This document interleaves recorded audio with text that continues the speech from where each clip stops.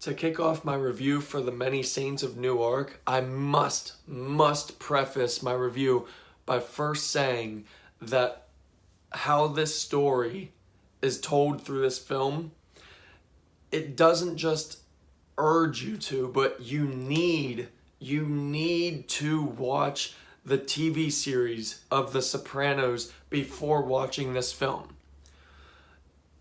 This is told in a very peculiar way, and in that storytelling device, there are spoilers, and there's no getting around them.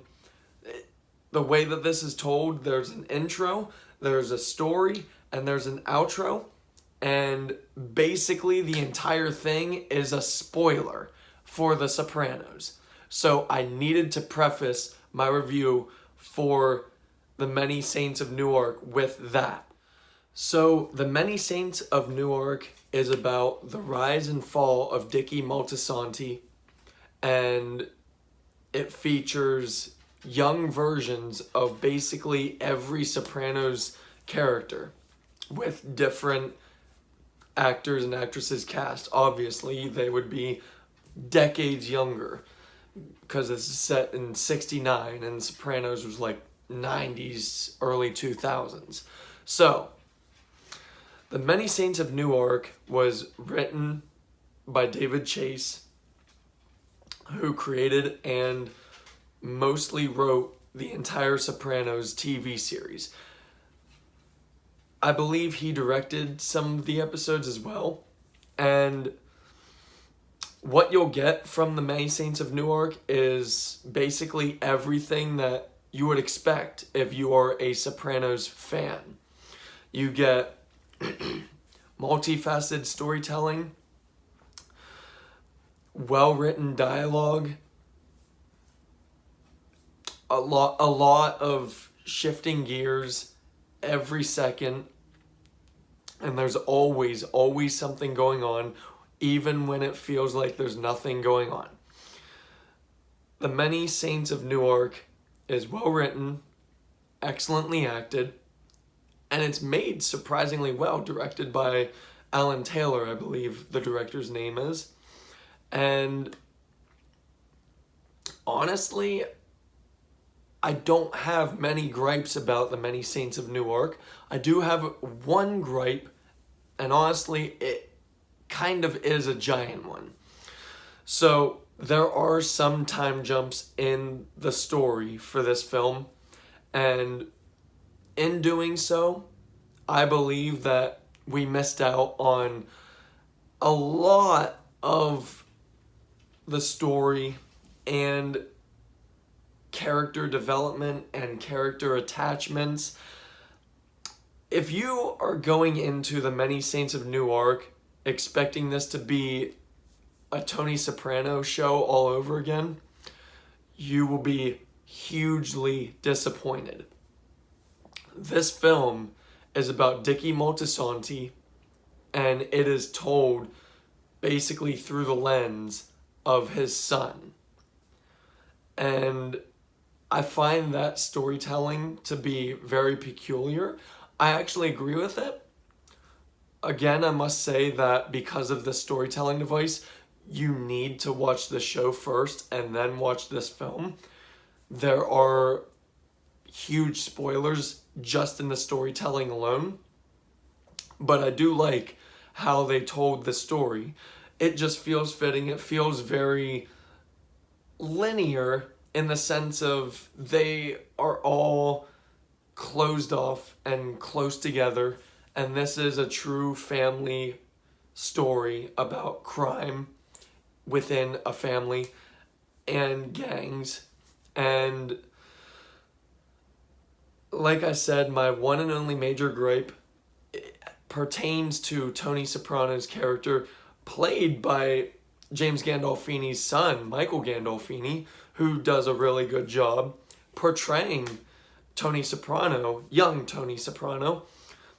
Seriously, every line that his father said in the TV show, and he basically had to recreate, he recreated every single piece of dialogue perfectly as if he were the original Tony Soprano. So his performance, and honestly everybody's performance in this film, 10 out of 10.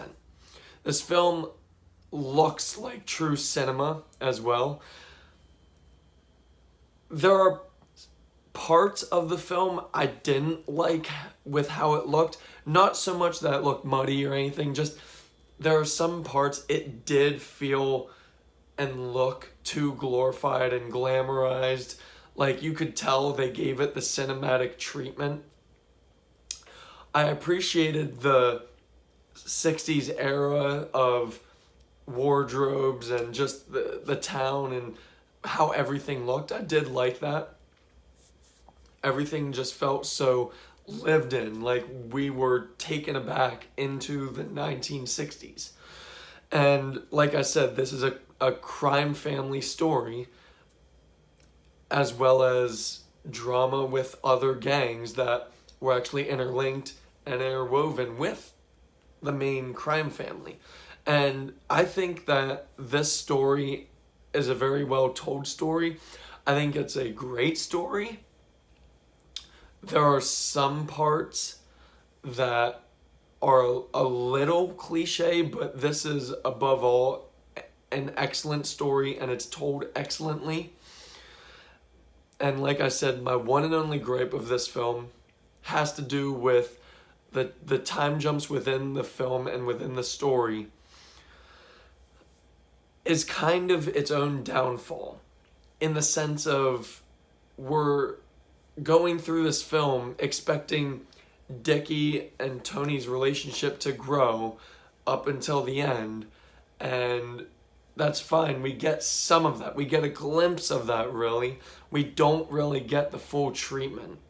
And it's sad because we go through, I believe it's 5 years of their history. And out of the runtime of approximately an hour and 52, 53 minutes, I would say that their scenes for building chemistry lies between 30 minutes to 45 minutes, if that. Otherwise, this is a Dickie Moltisanti story through and through, no ifs, ands, or buts. And that's fine. But with it being a less than 2 hour film, this 100% should have been a 2.5, 3 hour film, or a little mini series on HBO, and flesh out the time jumps. We did not need the time jumps. Within the time jumps were the times when we would have actually gotten to know the relationship between a lot of the characters. But instead, we just get to a line of dialogue where it progresses to the future of meetings, and you're thinking to yourself, oh great, we get to experience that. And then another time jump, and you're just like, okay, so now they're, I guess, working together and stuff like that. It just doesn't feel fully fleshed out. Like I said, the story and the film we got excellently told, with minor bumps in the story. The time jumps, they shouldn't have done them. They should have made it... I'm okay with an extremely long film. I've watched The Irishman. I've watched Zack Snyder's Justice League. I was entertained through both of them. I am okay with extremely long films. I understand not everybody is, but you know what? When you want to tell a story, you're not going to care. You're going to tell your story. If it makes money or not, that's between you and the execs at the big production places like Warner Bros. And Universal and stuff like that. And I understand if the big execs, the big wigs, so to speak, I understand if they wanted it to be a trimmed down film. I disagree with that treatment. Just like Warner Bros. With practically every single DCEU film.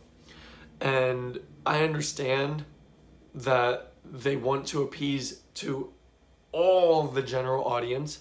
But look, you watch a film for a story, and for me, I want the story to be fully fleshed out. Intro, story, outro. And this film does that to an extent. This film has intro, story, outro, but the story part, the intro and outros, I don't really have any issues with. I think that they're excellently told and excellently directed and crafted. The middle story part, like I said, the time jumps should have been non-existent. This should have been a 2.5 to 3 hour film if it were a film, or if it were a miniseries, 6 to 10 episodes. 6 episodes, that would have been 6 hours to fully flesh out. Would have been a lot of time, enough time. So those pesky time jumps were a huge disservice to the peculiar and very intriguing storytelling that they utilized. And I must also say that I watched this through HBO Max's Warner Bros. Plan, and honestly, for the first time this entire year of watching a free Warner Bros. Film on HBO Max, this felt very fitting because The Sopranos was on HBO. This actually made sense. Honestly, I would say and tell everybody to watch The Many Saints of Newark on HBO Max, whether you like or dislike the show or have no interest in watching the film. If you're going to watch this film, watch it on HBO somehow. Not theaters, HBO. Just this one film. I will 100% say this about. Overall, into the film again. For me, The Many Saints of Newark, because of the time jump flaws, but everything else is done very well, and it's written very well. Dialogue is very well done. Performances very well. But those time jumps, they could have and should have done more. I don't care if Warner Bros. Is shoving their fist down your throat, demanding a time frame. I don't care. If they do that, you get out of the contract until you resolve it. So for me, The Many Saints of Newark is a 7 out of 10. Thank you.